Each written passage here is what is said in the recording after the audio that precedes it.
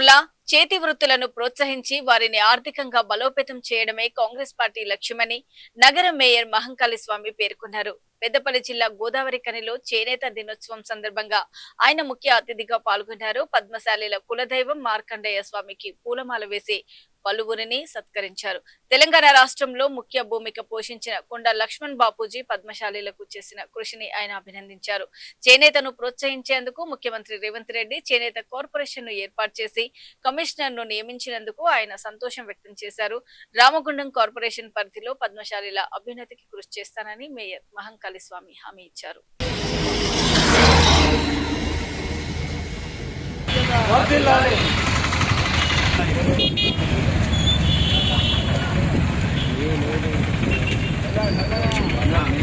ఇక్కడికి మార్చి బాగుంటుంది, ఎట్లా చేస్తే బాగుంటుంది వారి అదే కాబట్టి దాన్ని దృష్టి పెట్టుకొని మేరన్న గారు మరి మాకు బాగా ఆపులు కాబట్టి తప్పనిసరి జై మార్కండేయ పద్మశాలిల ఐక్యత పద్మశాలిల ఐక్యత పద్మశాలిల ఐక్యత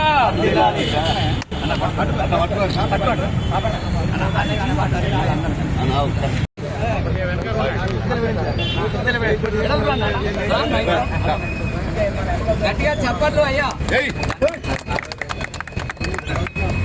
ధన్యవాదాలన్నా. జై పద్మశాలి అంతేనా కదా గట్టిగా చెప్పట్లు అన్నలు.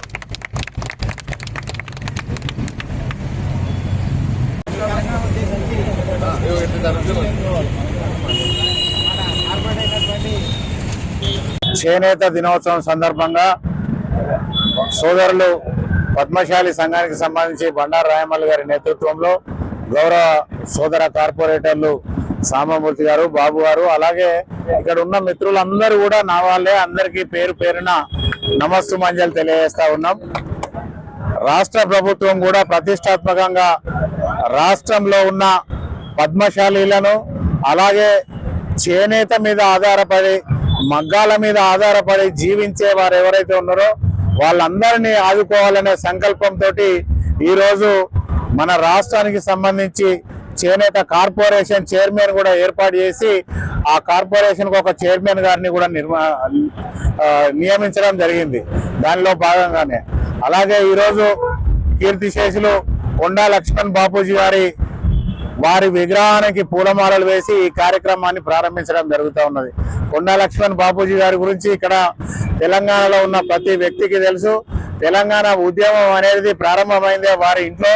ఆనాడు కేసీఆర్ గారు కూడా జల విహార్లో కొండ లక్ష్మణ్ బాపూజీ గారికి సంబంధించిన ఇంట్లోనే అక్కడ తెలంగాణ ఉద్యమాన్ని ప్రారంభించి ఈరోజు తెలంగాణ వచ్చే వరకు తెలంగాణలో ఉన్న ప్రజలందరూ కూడా పార్టీలకు, కులాలకు, మతాలకు అతీతంగా పోరాటం చేసి సాధించుకున్న దానికి నిదర్శనం ఈరోజు కొండ లక్ష్మణ్ బాపూజీ గారు నిలబడడం జరిగింది.